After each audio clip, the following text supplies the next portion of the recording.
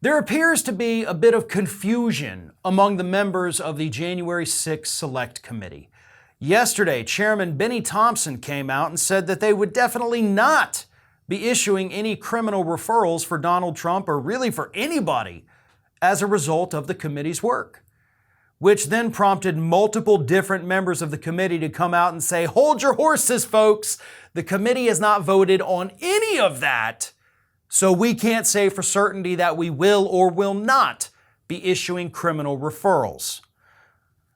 Here's the statement, of course, from Thompson. He said, no, that's not our job. Our job is to look at the facts and circumstances around January 6th, what caused it, and make recommendations after that. So even in his own statement, Mr. Thompson does seem to say like, no, we're definitely not issuing criminal referrals. We're going to look at everything and then make that decision. So I'm confused by his statement because it is a very confusing statement. You're saying no, but then you're saying there's still a chance. And then, of course, everybody else came out. Liz Cheney, you had Adam Schiff, you had Elaine Luria, all come out and say, whoa.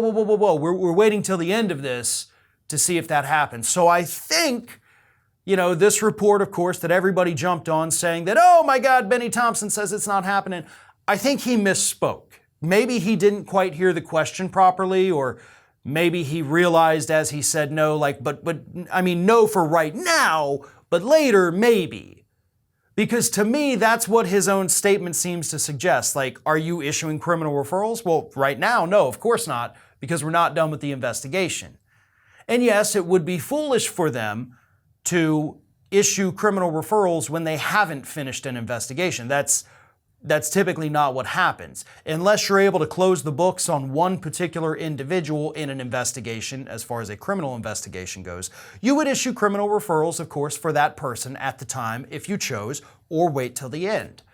But Trump's the big fish. There is no way you have closed the books on Donald Trump, so of course you wouldn't be issuing criminal referrals right now. So perhaps the question was asked in a sloppy way.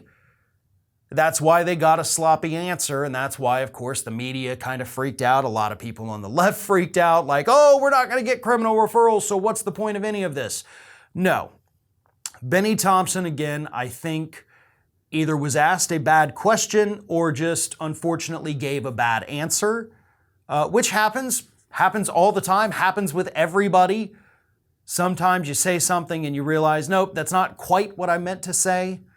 And I'm not trying to make excuses for Benny Thompson. I think he understands. I mean, I've watched the hearings. He's not a, just generally confused individual. We've seen lots of those in Congress. He is not one of them. So I think it was just kind of a sloppy answer, right?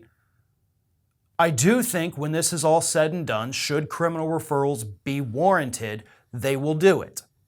But even if they don't do it, that doesn't mean the DOJ can't charge people. The DOJ doesn't need the criminal referrals. They can do whatever they want after the investigation ends. But I think a criminal referral, of course, would kind of kick Merrick Garland in the pants a little bit and say, this is what you need to do, put the ball in his court firmly and not just leave it up to chance like, well, there you have the report, folks, maybe Merrick Garland will do something. No.